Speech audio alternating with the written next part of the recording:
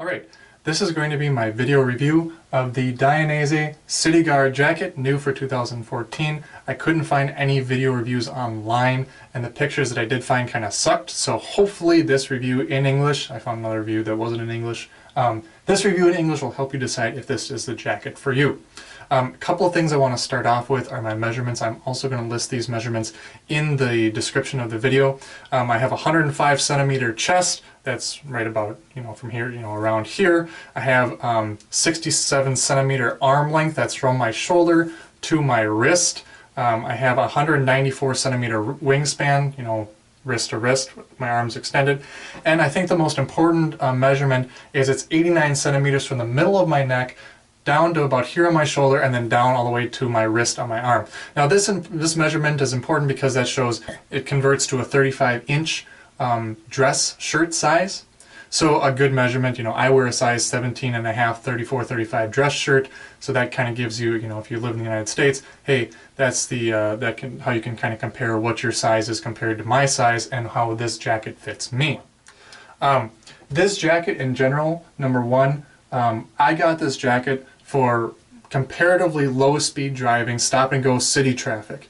It is completely mesh, and I'll put it on in a second. It's completely mesh. It's basically a jersey that has a lot of armor inserted into it. Now, when I first got this jacket, I realized right off the bat, and kind of while I was shopping for it, that the name City Guard really does say it all.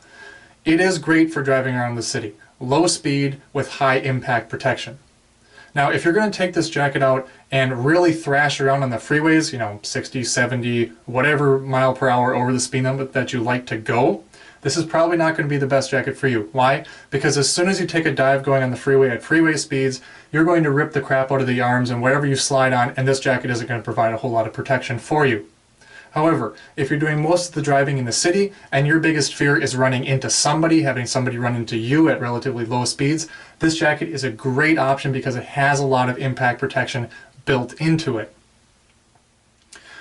Furthermore, it's awesome because it is completely mesh. Alright, it's mesh all over the place. On the body, it's mesh, and it, when I'm driving, and I'll get into this in a minute, when I'm driving it feels like I'm really not wearing anything except for the pads. This flows a whole ton of air and really does a great job of keeping you cool. So what I'd like to do first is kind of walk through the features, and the features are extremely basic with this jacket. I'll take some of the pads out to show you what they look like. I'll put it on and show you what it looks like with me wearing it. By the way, what I'm wearing right now is generally speaking what I wear under this jacket because it is so dang hot and humid outside. A tank top, that's about it. Alright, so first let's talk about the features. Number one, there aren't very many. There's a pocket here on the left side of the jacket, which is just big enough to fit my hand. Look at that, you can see my hand through the mesh there. And there's the same thing on the right side of the jacket. Same thing. No hidden inner pockets. This jacket is not going to carry your cargo. It would barely carry a cell phone. In fact, if you do use your cell phone for navigation, right, or listening to music, there really isn't a very good place to put it. You could probably slide your cell phone in this little mesh pocket where the pad sits, but that wouldn't be very comfortable.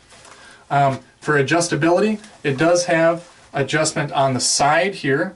This is a Velcro adjuster. It is really easy to adjust on the fly when you're riding. It's nice, and there's a nice big flap right here. You can grab this with a motorcycle glove, adjust it, it'll stick, which is really nice if you're going to take a stint on the freeway. You can tighten it up. If you're getting in the city, you want to loosen it up, you can loosen it up on the fly.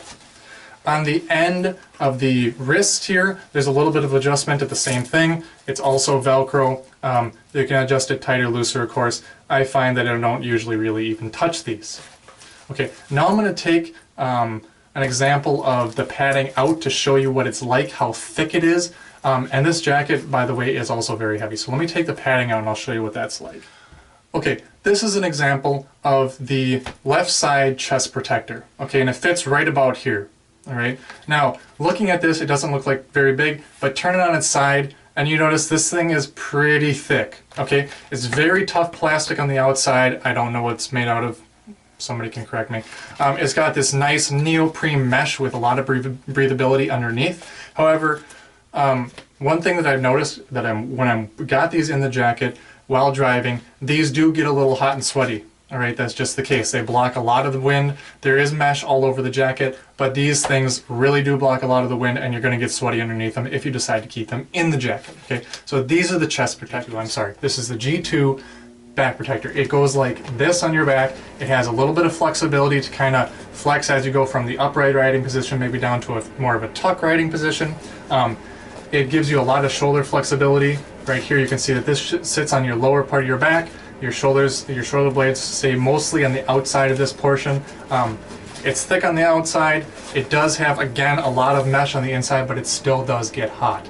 The airflow, as it passes through the jacket, exits around the outside of this pad instead of going underneath it, generally what I've found, so that if you're wearing this pad when you have the jacket on, it does get hot underneath it, especially if you're wearing a backpack over the jacket as well, which is what I usually do.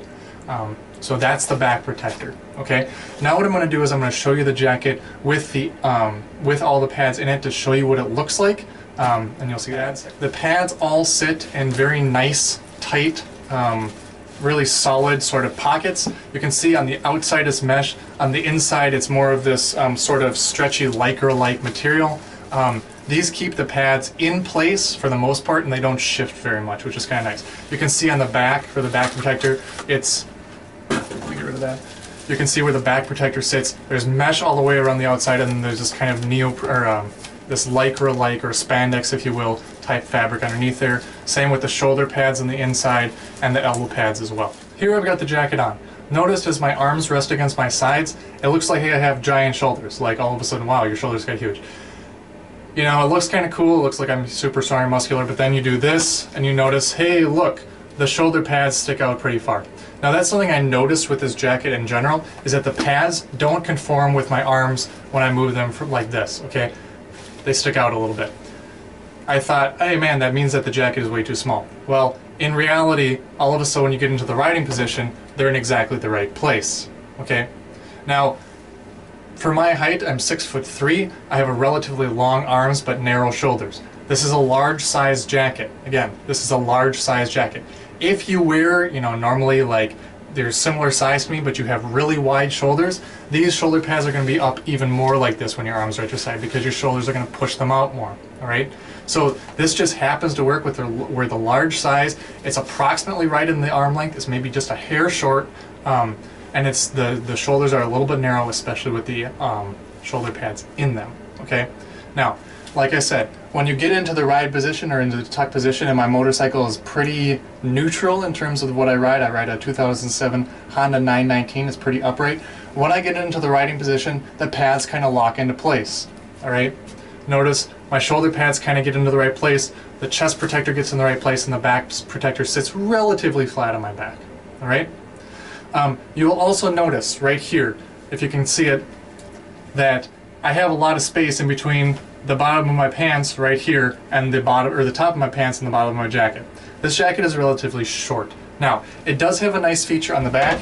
It does have a loop that you can fit onto the loop of your pants. It does not have a zip-in for something like the Drake Air textile pants. I put a little loop on those pants so that this fits with those pants anyway. And the loop does a pretty good job of keeping this jacket down in the back while you're riding. Okay. Other things to note with this jacket is that it flows a ton of air. All right, this jacket is pretty amazing. When you're sitting in a standstill, I mean, you can definitely feel the weight of the jacket, and with all the protectors in it, it's very heavy.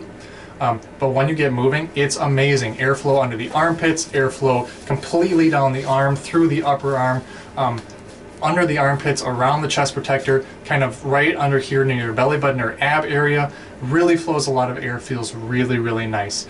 So when you're sitting at a stop, and not that big of a deal, as soon as you get up to 5 miles an hour, it is unbelievable. I love it. Like I said, driving through the city, perfect. Low speeds, high impact probability. This jacket would probably do a lot of protection. And I feel relatively comfortable wearing it in the city, knowing that, you know, if I'm going, you know, anywhere from 15 to 30 miles an hour, this jacket is going to do a good job protecting me. If I were to jump out on the freeway, I'd be looking at wearing something that has, leather or textiles that are really good abrasion resistance, because as soon as you take a fall on this thing, this mesh is probably going to melt and your protectors are going to be gone and you're going to have a lot of road rash. Okay, so for me, it's perfect for what I do. If I am going to go on the freeway, I choose a different jacket. Anyway, I hope this review was helpful for you. I hope you're able to make a good decision about what kind of jacket you have. If you have any questions about the jacket or my riding experience with this jacket in general, you can post them in the comments section. I'll try to respond and let you know or answer any questions that you may have. All right.